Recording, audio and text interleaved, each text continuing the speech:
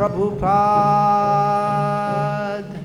Nama Om Vishnu Padaya Krishna Preshtaya Bhutale Shrimate Bhakti Vedanta Swami Niti Namine Namaste Sarasvate Deve Gauravani Pracharne Nirvishesha Shunyavadi Paschatya Deshatarne Om Namo Bhagavate Vasudevaya Om Namo Bhagavate Vasudevaya Om Namo Bhagavate Vasudevaya Srimad Bhagavatam, Canto 4, Chapter 22, Text 16, translation and commentary by His Divine Grace, A.C. Bhaktivedanta Swami Prabhupada. Got it up there? You got it on the... Oh, you don't know? Vishnu Chitta.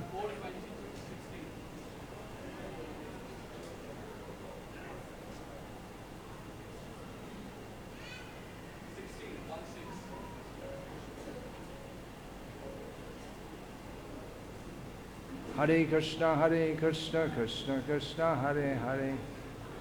Hare Rama, Rama Rama, Hare Hare. Hare Krishna. Kishore Prabhu. Yeah, come while they're fiddling around over there.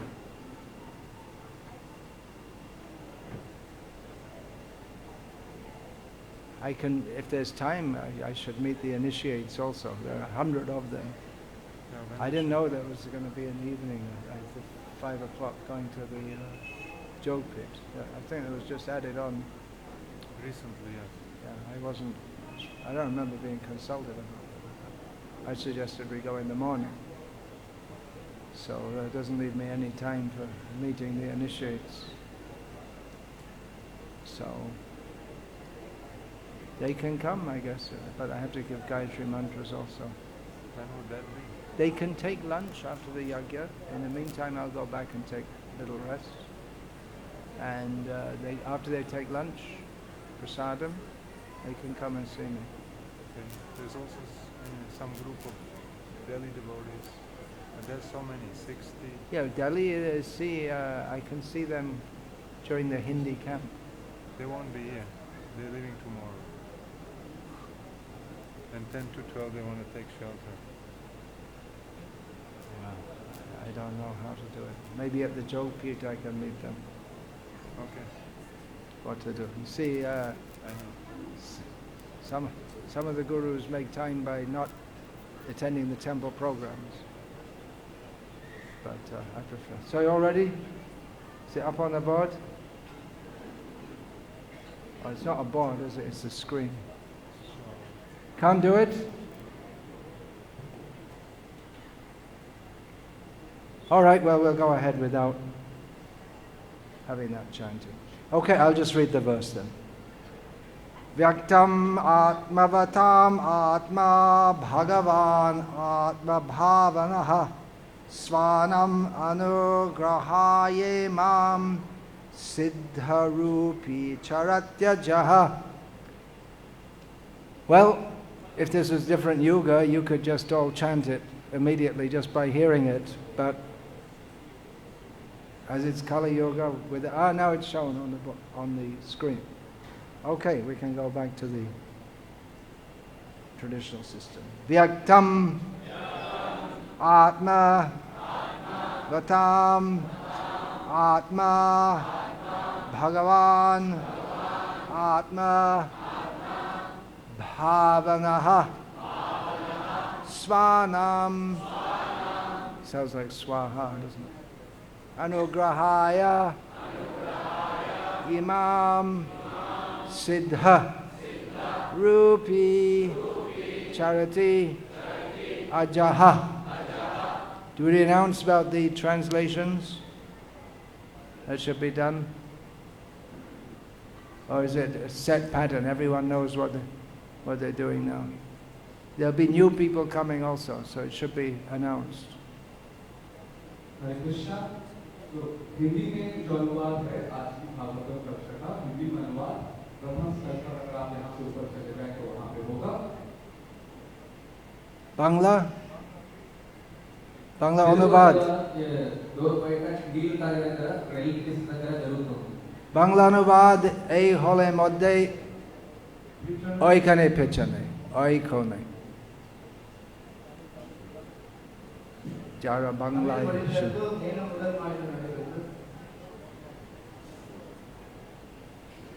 Okay, that's it, all done. All languages. Ruski. There is Mataji, Jayarani, he's translating into Chinese. Jayarani, raise your hand, stand up. Well, you have to announce it, because otherwise how are they going to know? You may already made your arrangement among yourselves. All your group knows. The Russians also, they know among themselves. Okay, Hare Krishna. That's one more problem solved when you go back to Godhead.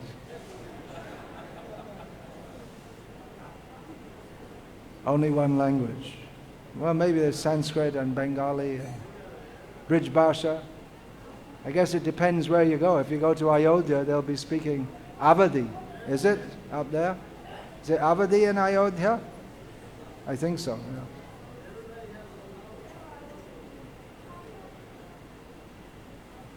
Okay, so word for word translation. Vyaktam, clear. Atmavatam, of the Transcendentalists. Atma, the goal of life. Bhagavan, the Supreme Personality of Godhead. Atma Bhavanaha, always wishing to elevate the living entities. Svanam, whose own devotees. Anugrahaya, just to show mercy. Imam, this way. Siddharupi, perfectly self-realized. Charati, travels. Ajaha, Narayana. The Supreme Personality of Godhead is always anxious to elevate the living entities who are His parts and parcels, and for their special benefit, the Lord travels all over the world in the form of self-realized persons like you. This is Prithu Maharaj speaking to the 4 Kumaras. Purport. There are different kinds of transcendentalists, namely the Gyanis or impersonalists, the mystic yogis, and of course, all the devotees of the Supreme Personality of Godhead. The Kumaras, however, were both yogis and Gyanis, and finally bhaktas later on. In the beginning they were impersonalists, but later they developed devotional activities. Therefore they are the best of the Transcendentalists. Their devotees are representatives of the Supreme Personality of Godhead, and to elevate the conditioned souls to their original consciousness, they travel all over the universes to enlighten the conditioned souls about Krishna consciousness. The best devotees are Atmavat, or those who have fully realized the Supreme Soul. The Supreme Personality of Godhead, as Paramatma, is sitting within everyone's heart, trying to elevate everyone to the platform of Krishna consciousness. Therefore, he is called Atma Bhavana.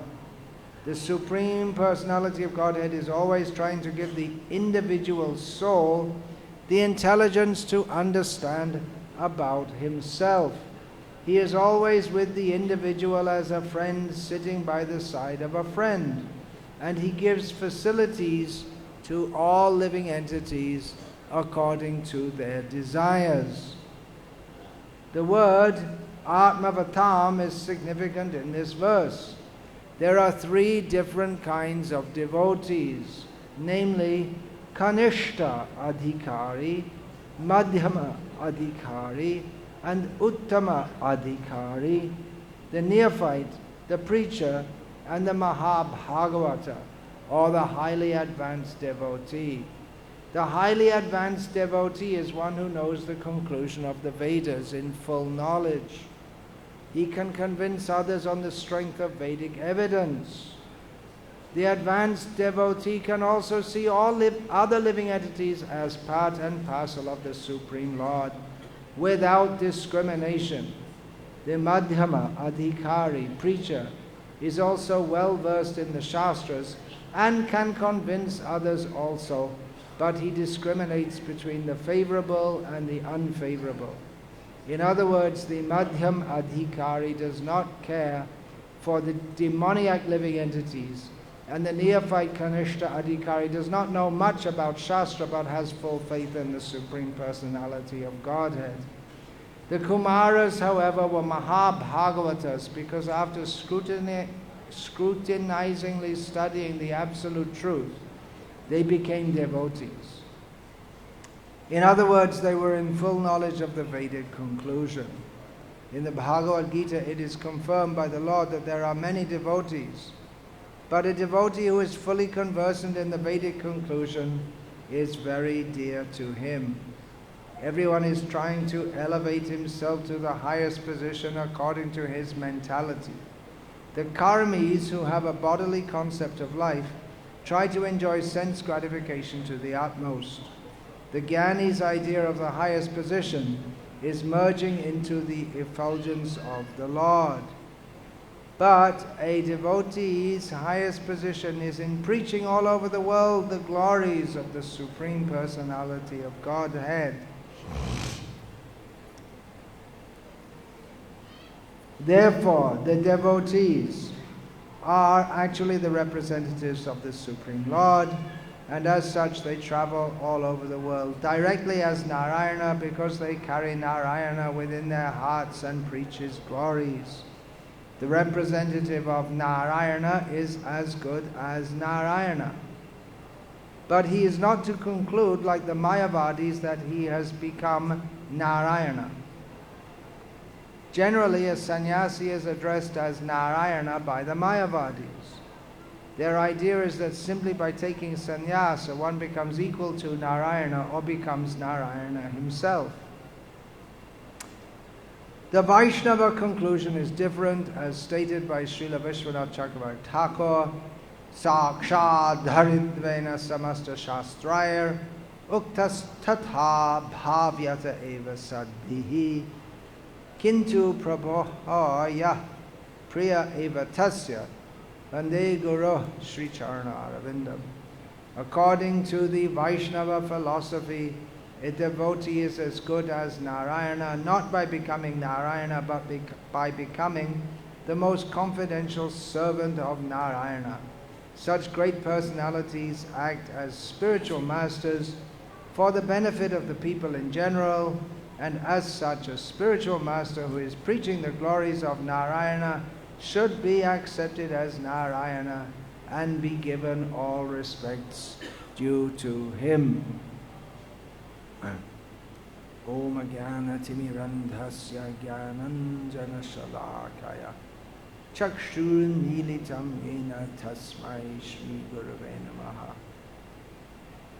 Nama Shrishtham Manamapi Shakti Putramatra Sarupam Rupam Tasya Gajam Urupurim Nathurim Goshtavatim Radha Kuram Garivaramaho Radhika Madhavasham Prapto Yasya Pratita Kripaya Shri Gurum Tam Natosmi Vandeham Shri Guru Shri Atah Padakamalam Shri Gurun Vaishnavangscha Shri Rupam Sagrajatam Sahagana Raghunatam Vitam Tam Sajivam Sadvaitam Savadhutam Parijana Sahitam Krishna Chaitanya Devam Shri Radha Krishna Padan Sahagana Lalita Shri Vishakam Vitamscha. Hare Krishna, Krishna Krishna, Hare Hare. Hare Rama, Rama Rama, Hare Hare. Prithu Maharaj is himself a great devotee, great personality. He is the Shakti Avesh avatar of the Lord, empowered representative of Palana Shakti, the duty of a king to maintain the citizens, which includes all living beings. And the Kumaras, they are also counted as Shakti Avesh avatars, as the representing the Jnana Shakti. So these are all very great personalities, but we can see the same principle is going on between the Kumaras and Prithu Maharaj, and between ourselves here. It's the same culture. For those who are born in India, in Hindu families, or even outside India in Hindu families, this still the vestiges of Vedic culture are going on, the leftovers. And for those of us who are born in the Mlecha countries, where everyone, just by being born there, is born in an atmosphere of non-Vedic culture, we have adopted this culture to greater or lesser degrees. So a significant part of that culture, practically we could say the whole culture is geared toward that point of respecting, not only respecting, hearing from great personalities, so that they can help us on the path of spiritual realization. That's not the understanding of many people in Vedic culture, who take it to be a means for elevation to the heavenly planets. It's certainly not the understanding in cultures outside of the Vedic culture. There's also some idea of saintly persons, but in their eyes, a saintly person is often someone who is seriously, or in a gross way, breaking some of the regulated principles which constitute the very beginning of spiritual life, or even human life. So we see that there are world-famous religious leaders who are meat eaters, and they may be taking alcohol also. It's such a different concept. In the Vedic culture, one cannot be a brahmana, elevated person, if one drinks alcohol.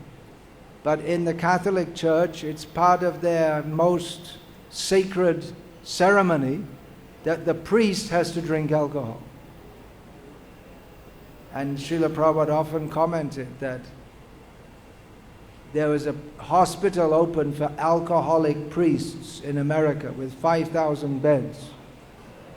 And as soon as it was open, it was full. Srila Prabhupada gave that as an example of how far away people who are supposed to be religious are from any actual spiritual understanding. Today there will be an initiation ceremony here. Initiation, it's not meant to be exactly this, or a parallel. Those who do interfaith studies or comparative religious studies, they may say that initiation is, I'm citing from the Catholic corpus because I was raised in that tradition. It might be something like the confirmation in the Catholic Church. When you're 12 years old, which is the same age for initiation, Prabhupada said. Of course, theoretically, you could be initiated at any age, but minimum age is supposed to be 12 years old. So at the age of, because you get baptized as soon as you're born. If you die before you're baptized, it's a theological problem. And what happens? They go to limbo. For generations, they went to limbo. Now limbo has been like Pluto. It got demoted. It doesn't exist anymore. So all those babies in limbo, I guess they got deleted from the hard drive, or hard drive crash or something like that. Anyway, it doesn't require a big brain to understand that it's a very poor theology, that which I was raised in. Very, very poor theology. Anyway, they have the idea that you get baptized as soon as you're born, and then when you're 12 years old, you have to confirm that. You have to go through another ceremony saying that, yes, I really want to be a Catholic. But at the age of 12, you're still under pressure from your parents and this and that, so you have to do it. And around the age of 13 or 14, start to think, well, do I really want to do this? No. So Diksha may be seen something like that. It's supposed to be a commitment with intelligence. Divyam Jnanam Yato Dadyat. The first point is to receive spiritual knowledge, but one has to have some initial knowledge, otherwise, what's the meaning of taking initiation? It's not that one is completely ignorant of what's going on. Some of Prabhupada's early disciples, they didn't know. They got initiated, they didn't know actually what they were supposed to be doing. Just Srila Prabhupada initiated them. And then the first initiates, they were told, so what happens now? And Prabhupada said, no meat eating, no illicit sex, no gambling, after initiation. Oh, really? They didn't know. Srila Prabhupada was jump-starting the Krishna conscious movement. You all know what that means, jump-starting? Do they still do that with cars? They still do it, yeah. The technology didn't advance in the last 50 years or so. In the winter in America. But I guess it doesn't happen here. They push the car when it doesn't start, when the battery's down. Anyway, he was getting it going somehow by yena tena yena kena prakara, somehow or other getting it going. But actually one should have some initial knowledge. One should hear from the Guru for some time. When he's convinced that I want to go on hearing, I have to surrender myself here. It's a commitment. One has to make a commitment in knowledge, and that commitment is required to get further knowledge. Anyone can come and hear when the sadhus are speaking, but to take initiation, one should be prepared to commit, to surrender. That's the word Srila Prabhupada used. Commit is one word. Surrender means full commitment. So why should one do that? That is required in human life. In human life, one is supposed to be thoughtful. Otherwise, the dogs and cats also eat and sleep and mate and defend. But in human life, one should be thoughtful enough to see that this world is full of misery. The Buddha is praised foreseeing that there is birth, death, old age and disease, and this is suffering. But actually everyone's supposed to see that. It's not such a big, great thing to see that this world is full of suffering. Dukkha doshanu darshanam. One can begin to understand by being shown. It should be pointed out from the beginning of life. Kaumara acharet pragyo dharman bhagavataneha. From the very beginning of life it should be pointed out.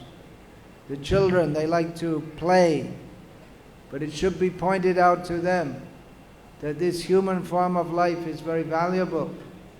Do not waste it. It is the chance to get free from suffering.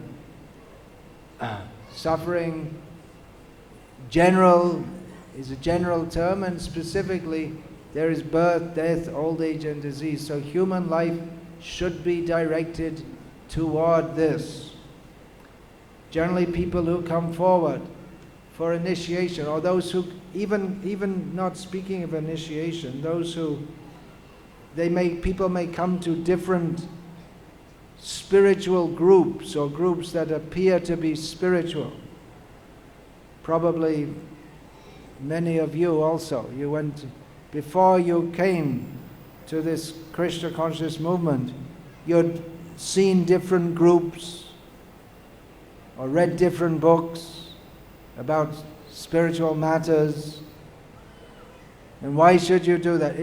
People are coming because they realize they need something more in life than just simply working, eating, whatever people do. They're not content. They realize something has to change in my life. I'm not content with the way things are going on. And therefore people, they look for different spiritual groups. They might not even consciously think, I want to change. I want to change in my life. But they may anyway just start to look at different spiritual groups.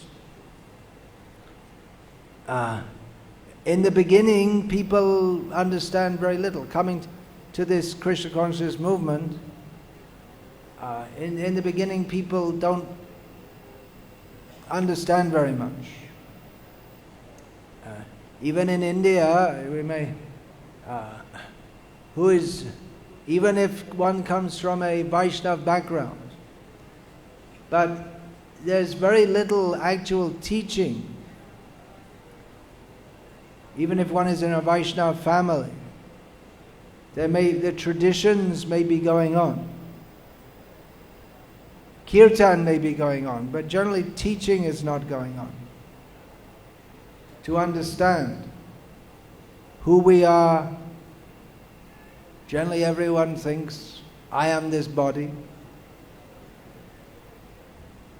Okay, let's do what's called a thought experiment. Okay, I'll say one name which probably, definitely all of you from India know, and the others may know also. I'm going to say a name now. Narendra Modi. Okay, so what did you think of? What's the first thing you think of? The photo you've seen, the body, right? When you think of who is that person, you think of the body. We're so much accustomed to thinking in terms of the body. But Narendra Modi or Sanjay Modi or someone else is not the body. But we can only identify with the body. We naturally tend to think like that.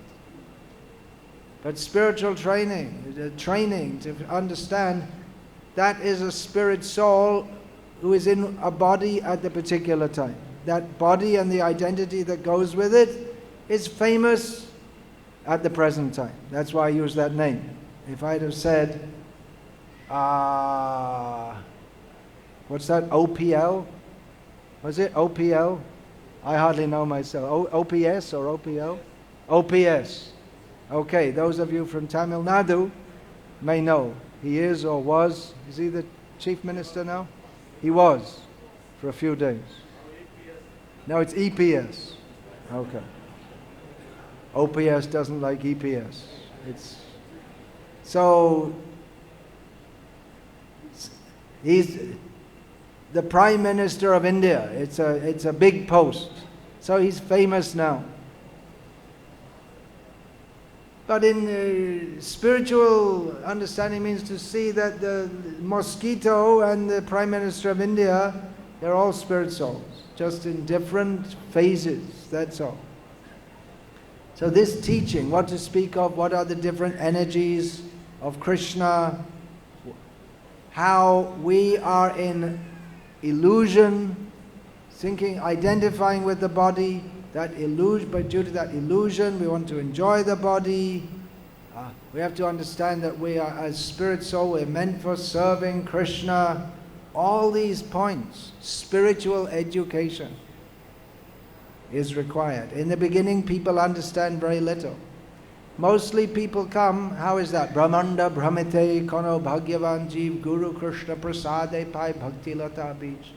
Those who are very fortunate, they will receive the seed of the creeper of devotion from Guru and Krishna.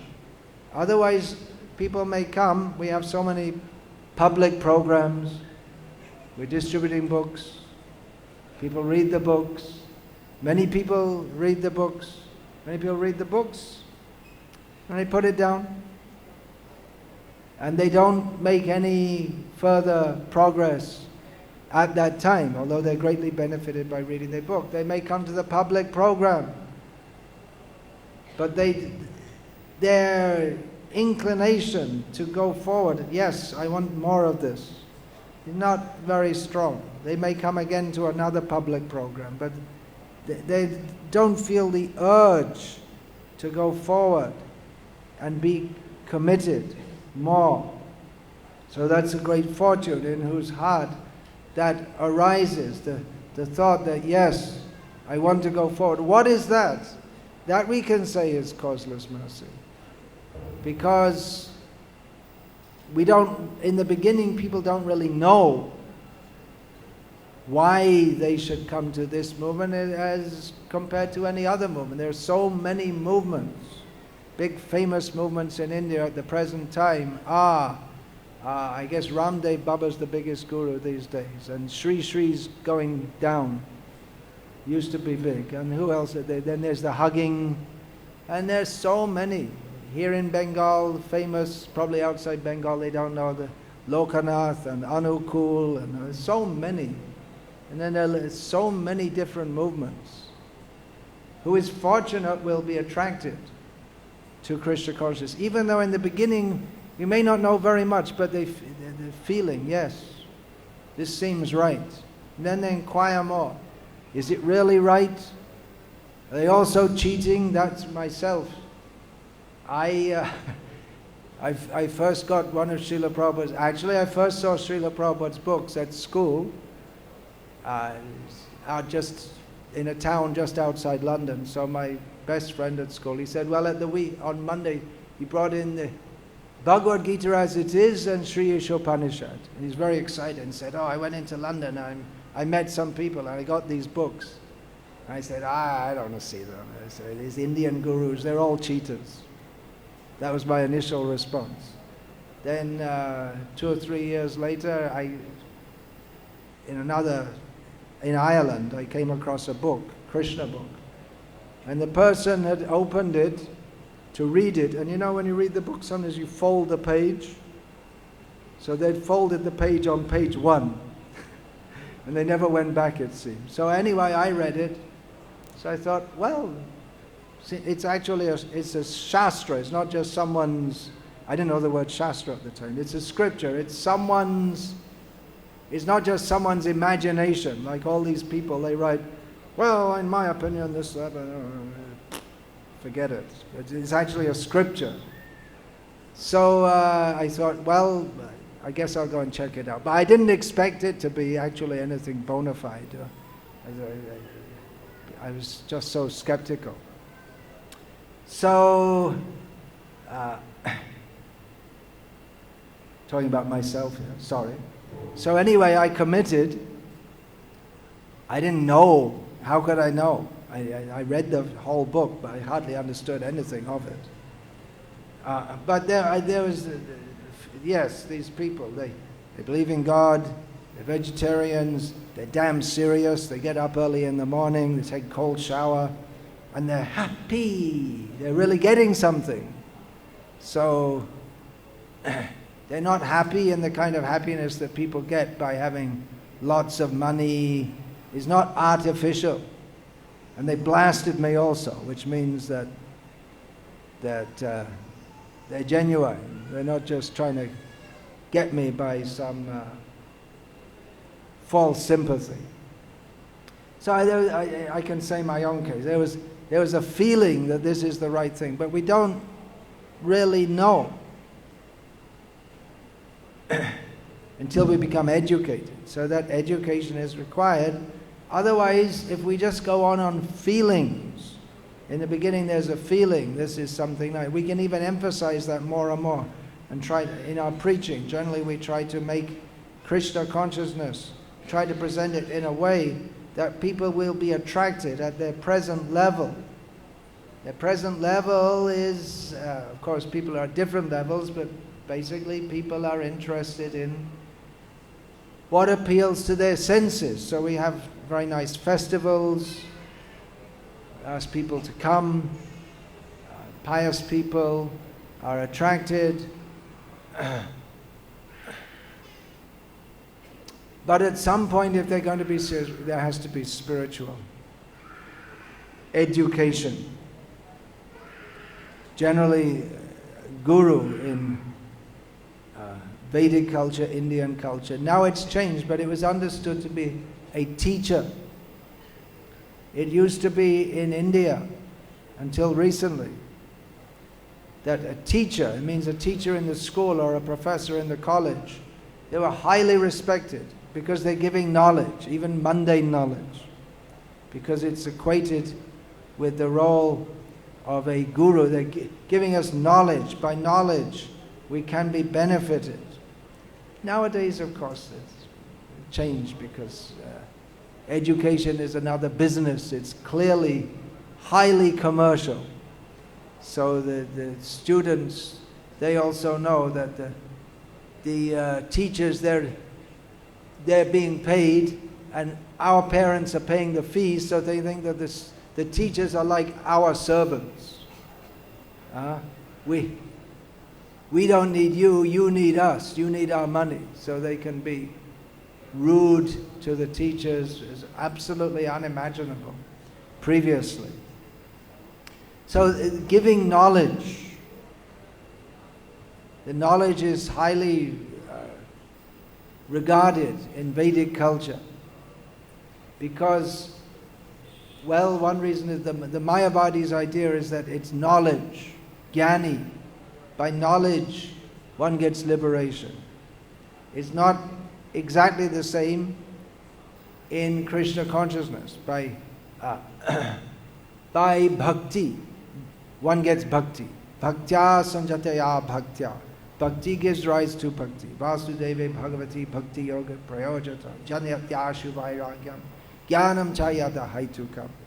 Knowledge and renunciation, which are the means for the Mayavadis, they arise as automatic corollaries of bhakti to Vasudeva. But then within bhakti, an essential part is hearing, shravanadi shuddha chitte karayodai, nitya siddha krishna prem, shadha kabonai. The pure devotion to Krishna, which is the eternally perfect situation of the soul, which is now dormant, that is revived by the process of devotional service, beginning with hearing.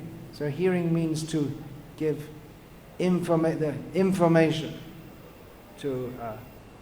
information about the nature of the Atma, the soul, the nature of Krishna, the nature of our relationship, the nature of the perfect situation.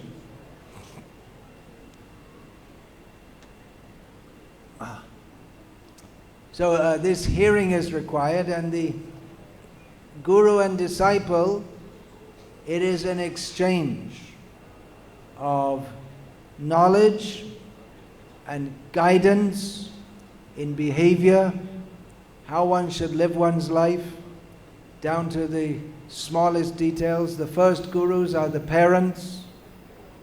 They're supposed to teach all kinds of things, which they don't nowadays, mostly because they don't know themselves.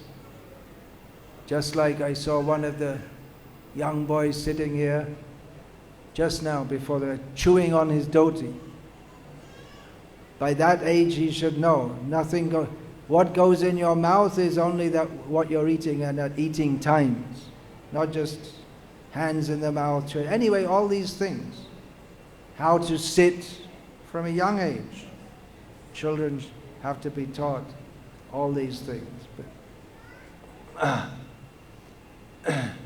So that's the preliminary, just to train them so that when they go to the Gurukul, they're not slopping all over the place. They know how to sit. They're not chewing their fingers.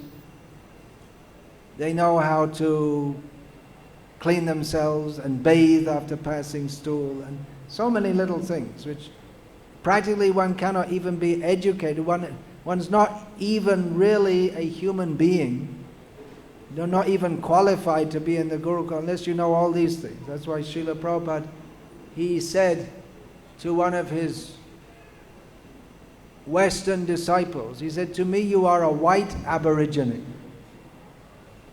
Because Americans generally think that, Americans and especially the British, Srila Prabhupada said the British are the most puffed up people in the world.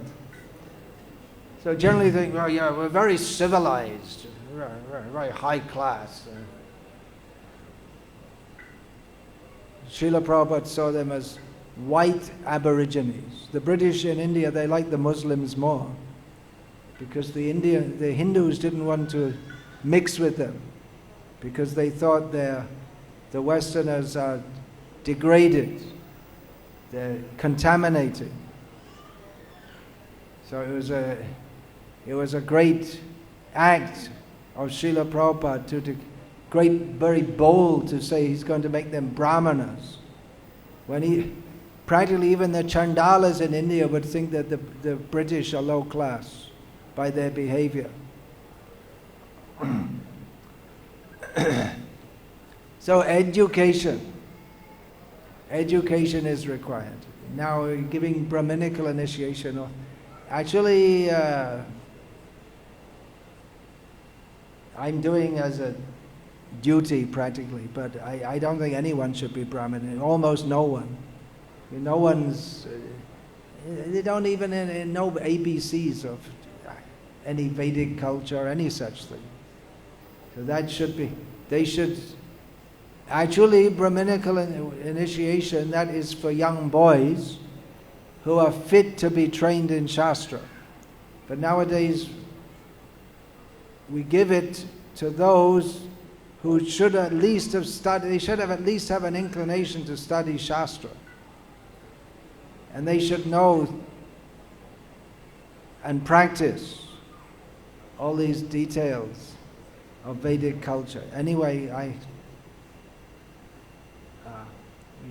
pray that gradually all these things can be introduced within our Gurukuls, at least. So anyway, change is required. How much we're ready to change. Different people go to different organizations and different gurus. They know they're not very content with their life, but how much are they willing to change?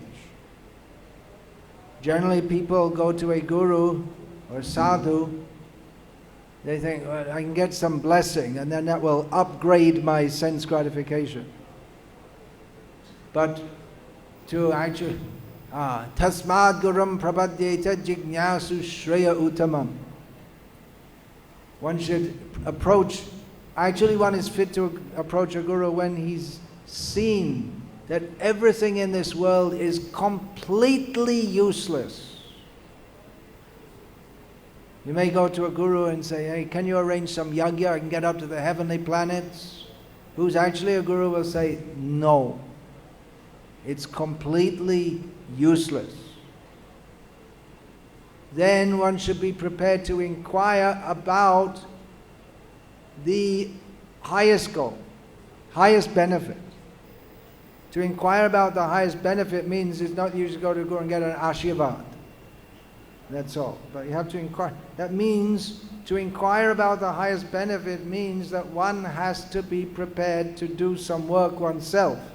Otherwise, if it's just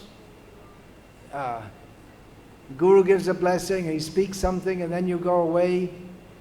If you're inquiring about the highest benefit means that I'm now not in my proper position. I need to know what it is and what to do, how to go there. So on this basis, one should inquire.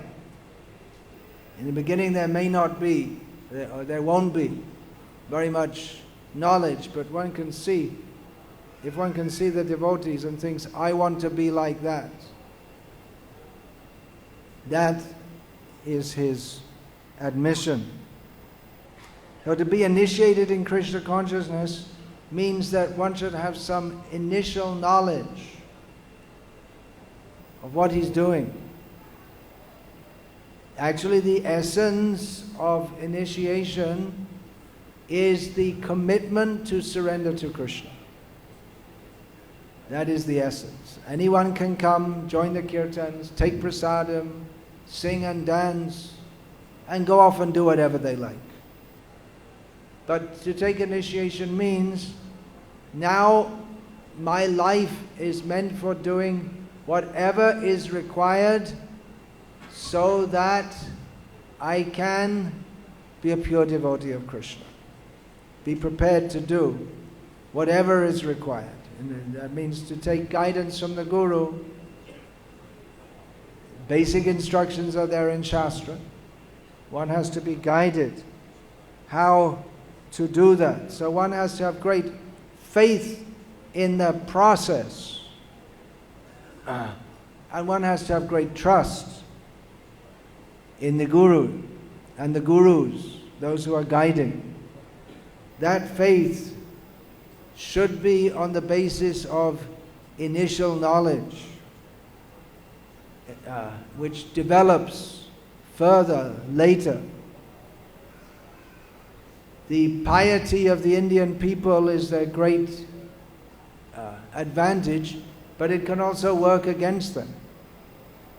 That they are prepared to put their faith in a guru, which in many parts of the world, even though in the English language the word guru has entered, but more and more the word guru is being identified with, what do they call that? A lifestyle guide or something like that? Is it a lifestyle guide or someone who just gives you a little advice here and there, but there's no concept of surrendering to the Guru. That's horrible. That's against everything that American culture, especially. Culture, we say the word culture, but it's not really culture, but anyway, we say that. It's against everything that America means and stands for. You're supposed to be an individual. Of course, the fact that the individual is brainwashed to take what they call food from McDonald's. Again, you use the word food because it kind of describes it, but it's not really food. And to think that drinking alcohol is, you don't even think about it, you just do it. And eating meat, drinking alcohol, and being yourself, and you'll never surrender. What's this idea of bowing down to anyone? You have to be a very weak personality to have someone guide your life. That's what they think, isn't it? But actually you have to be a very strong personality to be able to accept that kind of discipline, to commit yourself voluntarily. Otherwise everyone is just, they say, I am very strong. But Hiranyakashipu thought I'm very strong, but he was a servant of his senses. He couldn't break out of that way of thinking. He was completely a slave of Maya. So the Indian people, they have the, still many of them have the idea, yeah, we should have a guru. But then they just take someone and they follow blindly. So without considering, yeah, whatever the guru says you do. Well, that's true, one should do, but that's why one should examine very carefully first of all. Otherwise, if you just get just for sentimental reasons, then one may be misled. Therefore, Srila Prabhupada, he mandated, read these books, have the classes regularly. Srila Prabhupada used to speak of Srimad Bhagavatam class. The word class gives a different, somewhat different concept to the word which is commonly used in Hindi or Bengali, or Srimad Bhagavata Katha. Right? It gives a different idea, doesn't it? Katha means you listen and it's very nice. Class means you learn something. It's different concept. Srimad Bhagavatam class. And Srila Prabhupada gave class. His speeches, they were classes, they were instructive. Srila Prabhupada, he would instruct all people, he liked, the people would be brought to him. And different people from the Western world, I'm just listening to a series of conversations Srila Prabhupada had in Perth in Australia with a geographer, with the mother and sister of a devotee. And Prabhupada would just speak to them and just start teaching them. Janma, Mrityu, Jara, Vyadhi, birth, death, old age and disease. If you don't inquire about that, that's simply foolishness. You're not even a human being. He's speaking about Varnashram system. The geographers telling him on and on, well, we have to do something to preserve the water. And Prabhupada says, you have to do yajna. If you want water, you have to do yajna. And the guy has absolutely no idea what Prabhupada's talking about. Prabhupada's explaining, there can't be rain because in Australia it's an arid country. And no, you do yajna and you get rain. Srila Prabhupada is teaching what preaching and teaching. His preaching was teaching. He wanted to give this teaching to everyone. So we have to be prepared to accept that and accept a guru to hear and learn and understand and act on that, and in this way make progress. It's not just a matter of, now I got initiation, blessing. I several times said this. It must have been early 1980s. I was in Calcutta temple and we had two accountants, Das and Dasgupta. That was their names. So one of them took a day off on Makara Sankranti, which is the day people go for, so many buses go from Calcutta to Ganga Sagar. They go to bathe at Ganga Sagar, where the Ganga meets the sea in the southernmost part of Bengal, West Bengal. So he took a day off and went for bathing there. He came back the next day, looked very happy. Said, that's it. Now I don't have to do anything else. I took bath at Ganga Sagar on Makar Sankranti. I'm liberated. So he was very happy.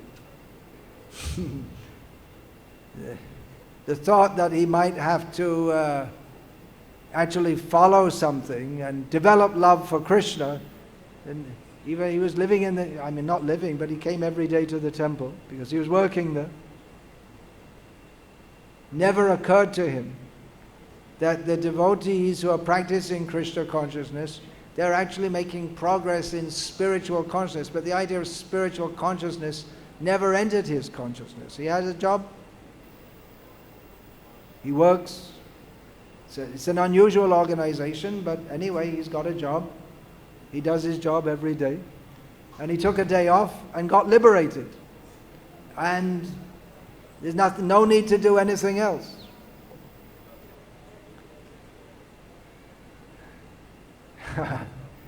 So Narottam Das, he says, what is that? I can't remember exactly. The Puranas, they have all the Mahatmyas, the glorification of different tirthas. That if you bathe in this river, you get such a... Narottam Das says it's all cheating. What you really need is the water from the feet of a Vaishnava. All this idea of going to different tirthas, you take the water from the foot of a Vaishnava. That's what you really need.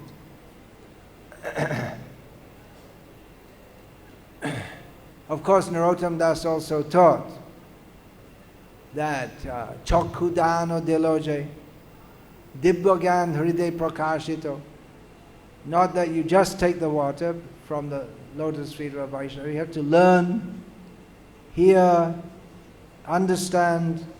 That knowledge is not, we say Srimad Bhagavatam class, but it's not exactly just like a class in which you go, and you get some points, you do an exam, you get some points, you pass. But that knowledge is to be revealed within the heart.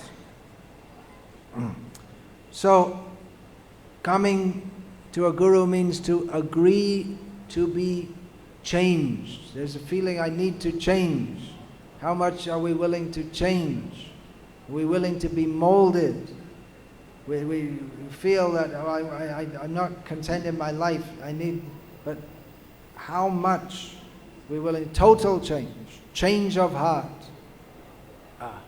One has to realize that everything is completely means absolutely. Everything without Krishna is completely meaningless and useless. That means we have to do everything only for the sake of Krishna consciousness. Everything else has no meaning whatsoever. That change of consciousness is required. And that is pure devotion. Even a beginner may be considered a pure devotee if he has this understanding. Beginner means in the beginning seems very difficult to control the senses. Even we may not understand all the ideas, we may have so many attachments to this material world. But if we have the basic idea that my life is meant only for Krishna and everything else is simply nonsense, then one is qualified to be initiated, actually, and go forward, to agree to be molded, to have the understanding that what I am now is not what I should be. I should be like Srila Prabhupada. Of course, no one can imitate, but the consciousness of simply doing everything for Krishna. Everyone can do that because everyone by nature is a pure devotee of Krishna. So to take the training and guidance and education to be a pure devotee of Krishna. It's not a little adjustment, just like guru. You go for some lifestyle coach, that's the word they use. Is it? Lifestyle coach. So you got a little coaching and personality development, little adjustment, be positive, remember to smile, be an empathetic listener, and then you can go on and your career will develop, and even when your career develops and you get more money, you should be a good person and give money in charity. No, you missed the point altogether. The goal is not to be a good person. We worship Bhima, who ripped the heart of Dushasana out. We worship him, and we don't worship Mother Teresa. Bhima is millions of times more saintly than Mother Teresa. That we should understand. Why? Because Bhima is a pure devotee of Krishna. Why did he rip out Dushasana's heart? Because that was pleasing to Krishna. He doesn't do anything else except what is pleasing to Krishna. And Mother Teresa doesn't have any idea of doing what's pleasing to Krishna. She got misled by something that Jesus is purported to have said, and they took it as the Mahavakya, to look after lepers, and when people are dying, you take them off the street so they can recover, so they can die in your home, and if they don't die, you put them back out on the street. So it means a complete change of consciousness. Without that, and what is the meaning of initiation? If we go on, now I'm chanting 16 rounds and following 4 regulated principles, not too fanatically, because we don't want to be fanatics, and more or less the same outlook on life. Have to make sure my children get the best education, send them to America. What are you doing? Why are you thinking like that? It should be a completely different way of thinking. It used to be in ISKCON, God brothers can recall this, that you'd meet devotees for the first time. In London we used to have this a lot because the flights didn't go directly from America to India. So many devotees used to stop in London. And it was famous around London East for as prasadam. So they used to stop in. So you meet a devotee for the first time and just click immediately. Because the same way of thinking, exactly. We're here to serve Prabhupada's mission. Even,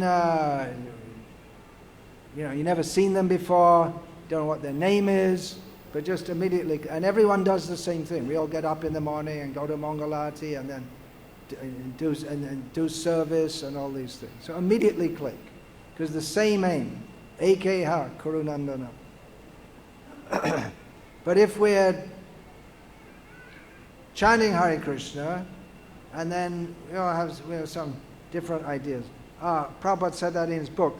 Well, I can't really agree with that. See, you've got to keep our intelligence. We have to surrender it's not that we stop our intelligence, but we have to surrender our intelligence and understand that I may think I'm very intelligent, but basically I'm a fool because I'm in this material world. What's the proof that everyone in this material world is a fool? Because they're in the material world. Otherwise we wouldn't be here. So we may have good intelligence, supposedly. But we have to surrender our intelligence, understand that I don't know anything. All these big philosophers,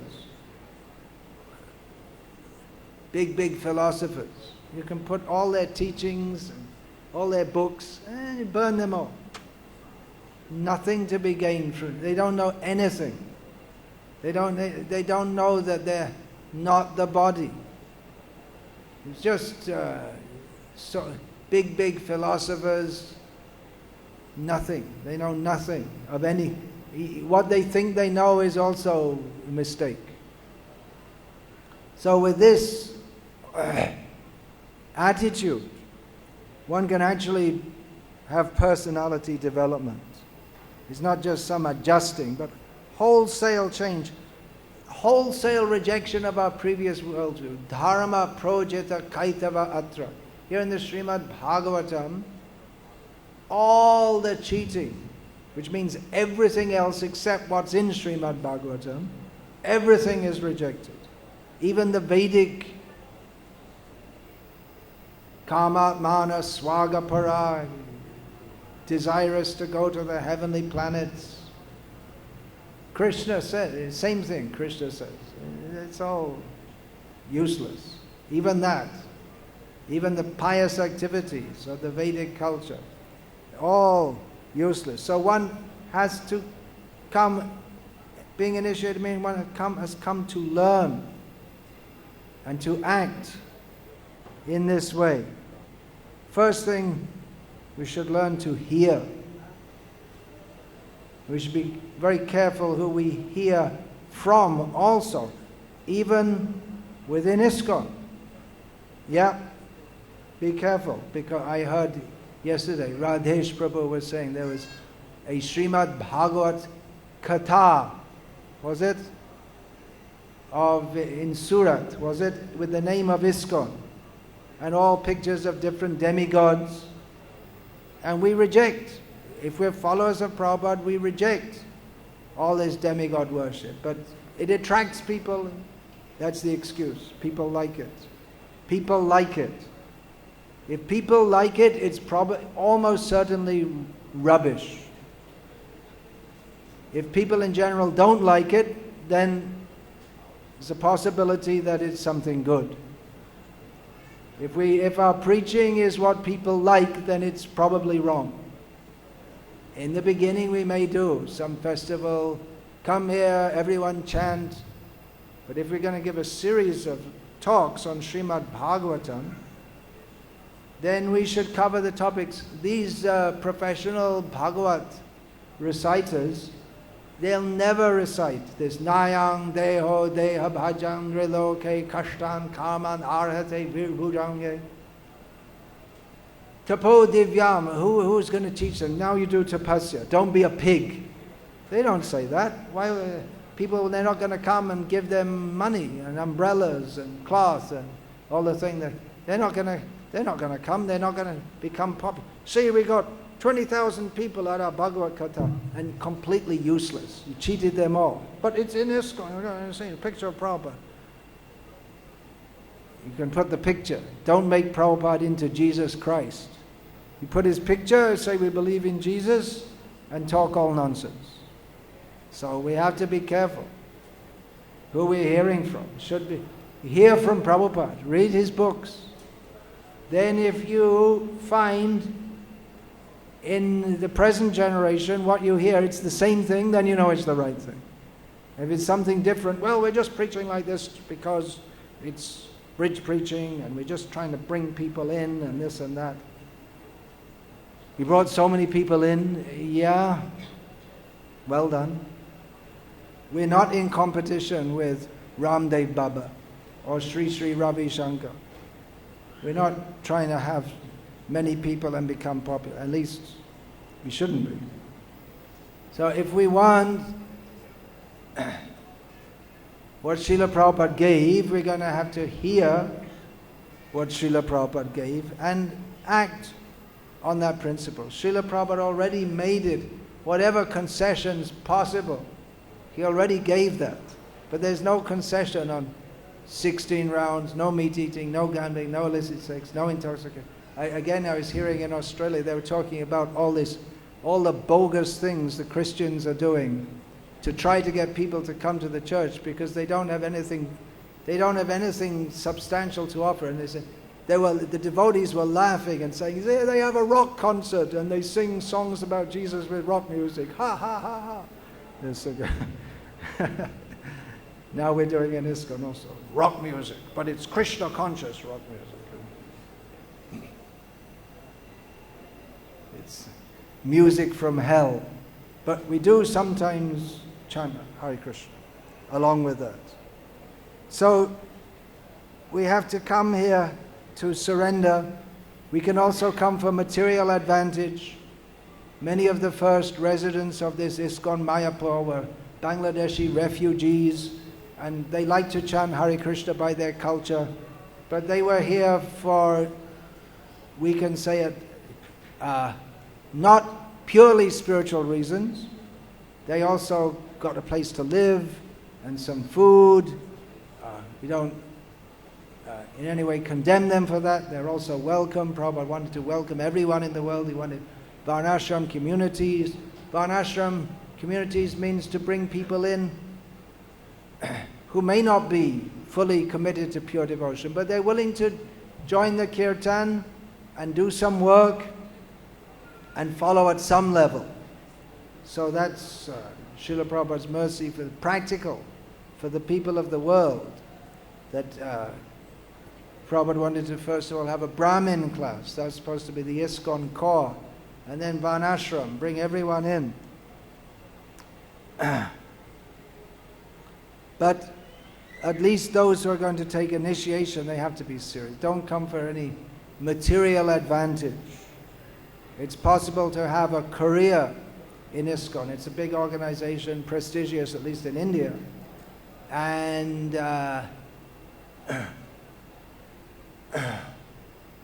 someone can come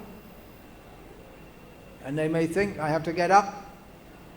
I don't want to be sweeping the floor all my life. I have to get up and be one of the big men or big women, show myself.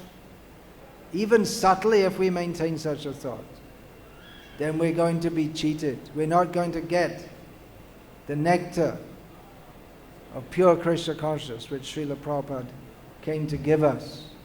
So this knowing what we're doing, we're coming here, be initiated, why we're here, what we're here for, how we're going to live our life, all these things should be understood. So, point I should make is the promise is there for regulated principles. One of them is no illicit sex. So just to make it clear, you can back out of the initiation if you don't think you can follow it. It also means no contraception, no abortion, no homosex, no watching pornography on the internet or anywhere else. If you have the habit of, I'm saying this because I know some devotees get victimized, so it's not very pleasant, but someone should say it. If you have the habit of watching porn on the internet, then you can, if you watch it on your phone, then throw away your phone. That's a good start. At least you won't be so. If you watch it on your computer, then get rid of your computer. Do whatever you have to do to get out of this soul-killing, wicked, very bad habit. Then no intoxication, no gambling, Prabhupada said no gambling or speculation. So in this context, I presume that Srila Prabhupada meant no speculation means stock market and shares. But Prabhupada more often used the term speculation, mental speculation. Don't try to interpret the philosophy in your own way. So that's also. We come to here to learn to be molded. Don't make up or add something with our own mental speculation. 10 offenses.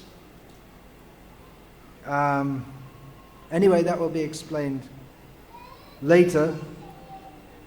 Different people have different difficulties with different offenses.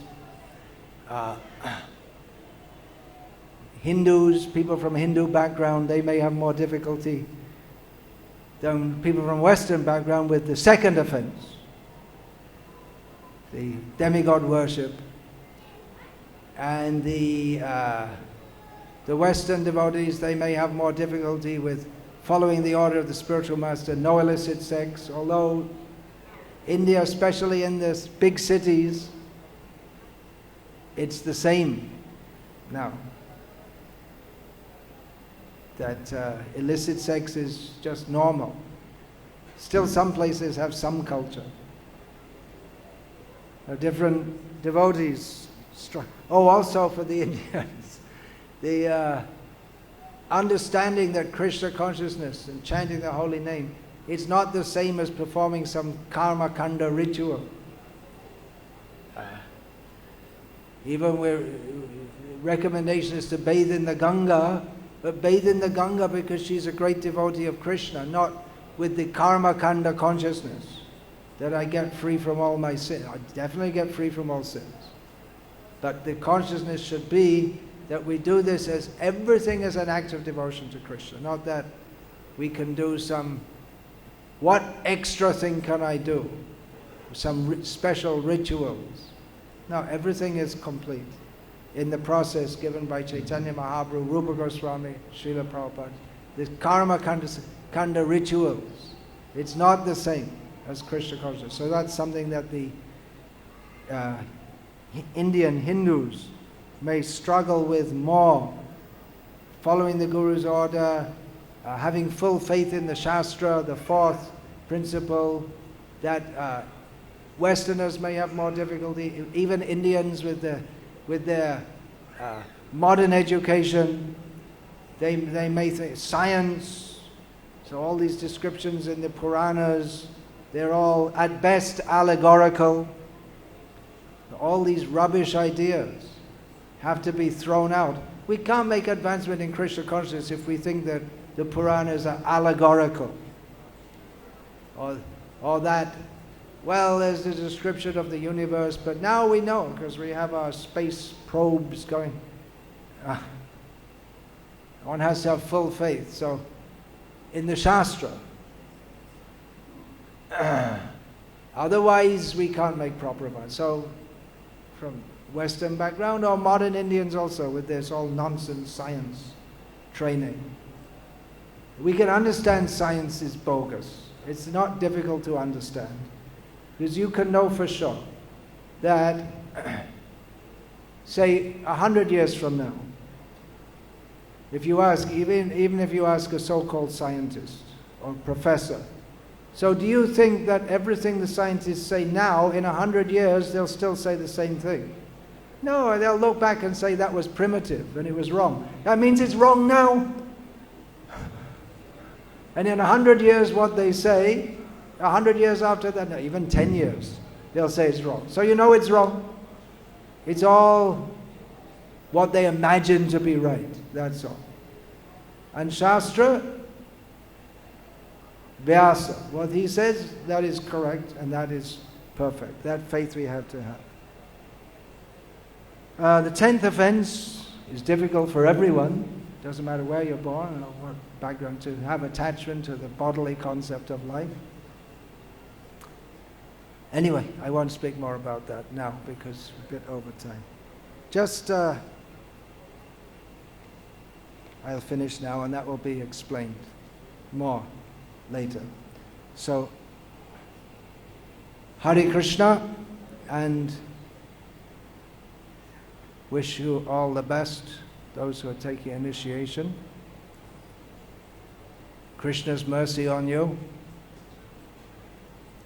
You can also take blessings, not only from me, but God brothers are here, God sisters are here, so many senior devotees, senior God brothers, God sisters. You also take blessings from them. It's not just me. You could just like, for instance, to give an analogy, there's a general in the army, but there's no meaning to be a general if there aren't, what are the other posts? Majors and corporals, lieutenants. There are so many. So it's all together. Sankirtan means all together, chanting the holy names of Krishna. Hare Krishna, all glories to His Divine Grace, Srila Prabhupada. Srimad Bhagavatam ki Jai. Hare Krishna.